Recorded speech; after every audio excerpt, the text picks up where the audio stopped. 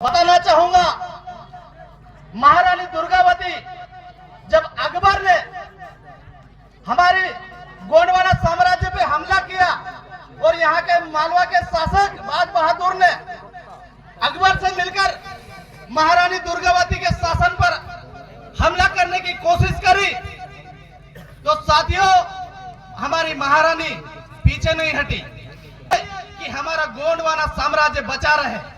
ये बाहरी आक्रमणकारी हमारे साम्राज्य को हाथ न लगे सके, हमारी जमीन को ना छीन सके।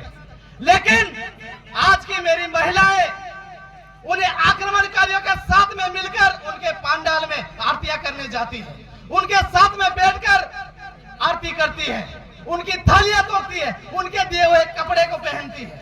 ये सबसे दुर्भाग्य की बात है साथियों। जब हमारे देश में शिक्षा नहीं थी, हमारे देश में एजुकेशन नहीं था, माता सावित्रीबाई फुले ने इस देश में पहली शिक्षा खोली थी।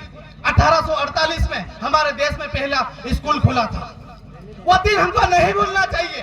ये हमारा खून है, संघर्ष करने वाला खून है। हमारी महिलाओं को मंदिर मस्जिद में नहीं जाना चाहिए। सरस्वती की पूजा करने से अच्छा है कि माता सावित्रीबाई फुले की पूजा करना चाहिए। तब जाके हमारी बालिकाओं को जो 5 फीट के गड्ढे में जो गाड़ते हैं ना, उन मनुवादियों को ये सबक सिखाना चाहिए कि हमारा खून अगर तलवार उठा ले या कलम उठा ले, हर तरीके से आपको जवाब देने के लिए तैयार है। ये जरूरी नहीं है कि हम राजनीति में जाएंगे तभी हम सत्ता में परिवर्तन लाएंगे।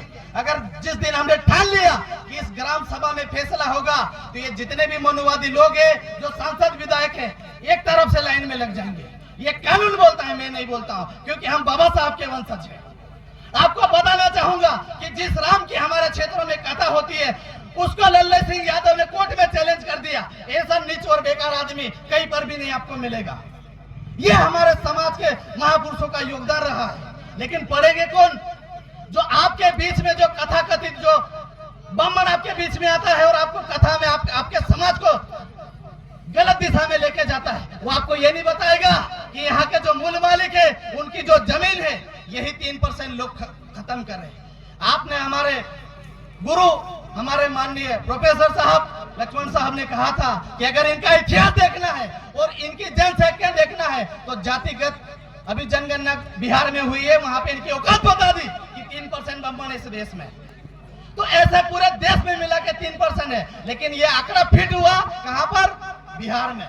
इसलिए मेरे भाइयों को मैं कहना चाहूंगा, आज हमारे रामदेव भाई ने ये गोंडवाना की शेरनी आपके बीच में जो लाकर खड़ी करी है, ये हमारे पुरखों की मिसाल है कि हम तलवार से भी लड़ सकते हैं और पेन की ताकत से भी लड़ सकते हैं। इसलिए मैं आप सभी युवा साथियों से भी कहना चाहूंगा और हमारे बड़े बुजुर्ग से भी कहना चाहता हूं कि हमारे गांव में मंदिर की आवश्यकता नहीं है, मस्जिद की आवश्यकता नहीं है, किसी गिरजाघर की आवश्यकता नहीं है तो सिर्फ एजुकेशन की आवश्यकता है।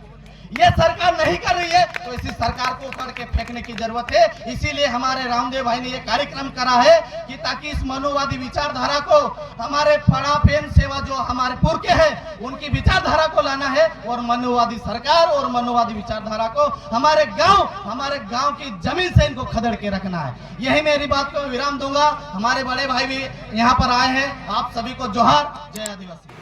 जय आदिवासी साथियों, आप हमारे चैनल को लाइक करें, सब्सक्राइब करें और शेयर करें।